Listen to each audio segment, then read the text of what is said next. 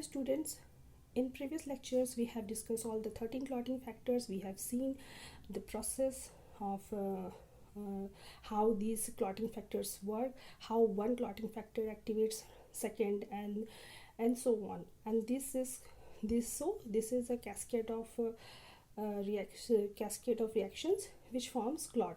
Means whenever there is an injury in the blood vessels, then lots of chemical mediators are activated and series of reactions takes place to stop that bleeding, and there is a formation of their cause forms a clot.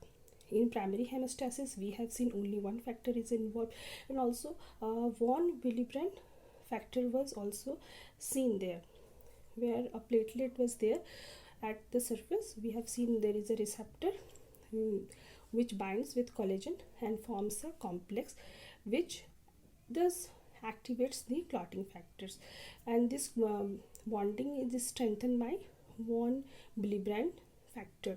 That is another factor. Lots of clotting factor acts to stop the bleeding, and we have discussed all the processes in primary hemostasis and secondary hemostasis. Also in the secondary hemostasis we have seen intrinsic factor, extrinsic factor, and a common pathway through which all the clotting factor activates one another, and so on the clots form.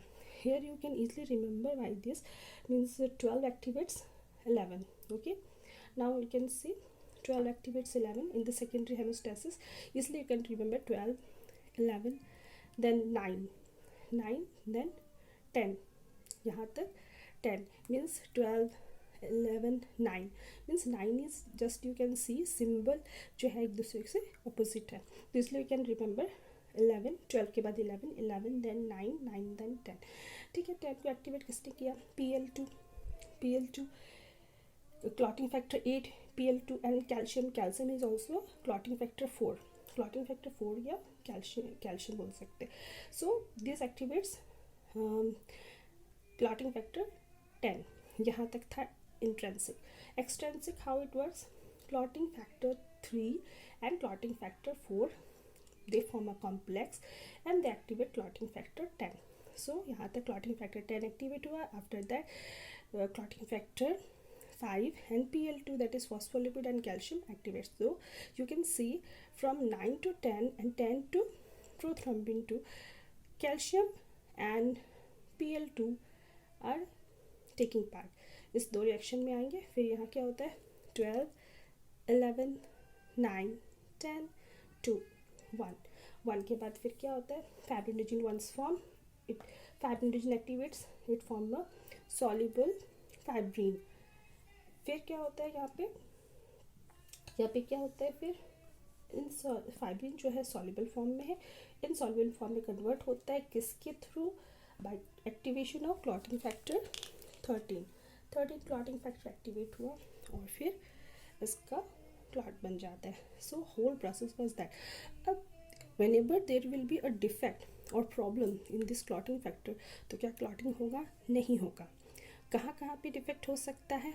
First of all see, there is a disease like hemophilia, von Willebrand disease, where जहाँ पे clotting factors affected होते हैं. तो von Willebrand disease में क्या होगा? जो यहाँ पे एक्टिवेट होता था प्लेटलेट, जो एक्टिवेट होता था रिसेप्टर से फॉर्म होता था प्लेटलेट एक्टिवेटेड, ये ग्लाइकोप्रोटीन है. ठीक है, दिस इज ग्लाइकोप्रोटीन. ये जो receptors are made up of glycoprotein, और ग्लाइकोप्रोटीन जो प्लेटलेट के सरफेस में प्रेजेंट है, it combines with collagen and forms and activates platelet and whole process start. तो जब यही नहीं होगा, जब यहाँ पे ये बॉन्डिंग ही नहीं होगा, तो क्या होगा? Disease called von Willebrand disease. जब वॉन विलीब्रेंड फैक्टर नहीं बनता है, von Willebrand factor, when this factor is absent and a disease caused, that disease is called von Willebrand disease, where clotting formation is not take place. जब यही नहीं बनेगा तो आगे कैसे कैस्केड शुरू होगा, रिएक्शंस कैसे शुरू होगा, आगे क्लॉटिंग हो ही नहीं सकता. Another thing, hemophilia is of 3 types. First classical and hemophilia A, hemophilia B, hemophilia C. Hemophilia A is discover means पहले उसको फाइंड आउट किया So that is called classical hemophilia. This is also called bleeder's disease. Here there will be defect in clotting factor 8. Clotting factor 8 ही नहीं बनेगा, तो यहाँ तक तो reaction आएगा बट यहाँ से प्रोसीड नहीं होगा, तो क्लॉट बनेगा नहीं बनेगा, तो what will be the result? There will be no clotting. And again hemophilia B में क्या होता है? क्लॉटिंग फैक्टर 11 नहीं बनेगा. ठीक है, 11 नहीं बनेगा, यहाँ तक तो रिएक्शन होगा बट यहाँ से आगे प्रोसीड नहीं होगा, तो क्लॉटिंग फैक्टर अगेन क्लॉट नहीं बना, क्लॉटिंग फैक्टर्स एक्टिवेट नहीं हुआ. So haemophilia B. In hemophilia B, we can say there is defect in clotting factor 11. And remember all those names जो मैंने पिछले lectures में दिया हुआ है.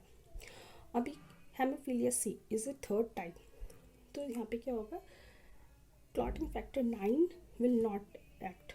So you can see A8, B11, A8, B9 and C11. Okay, ठीक है, बिल्कुल सीरीज़ में 8, 9, 11, तो ये याद रहेगा. सबसे कॉमन होता है classical form and von Willebrand disease.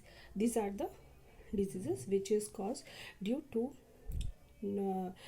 Absence of the clotting factor activation. जब क्लॉट फैक्टर एक्टिवेट नहीं होगा, क्लॉट नहीं बनेगा, ब्लीडिंग होगा, bleeding can't be stop. In several major precautions will be taken. फिर उसमें ज़्यादा अलग तरह का ट्रीटमेंट, हाई लेवल का ट्रीटमेंट होगा.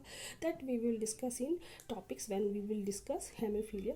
Okay, thank you.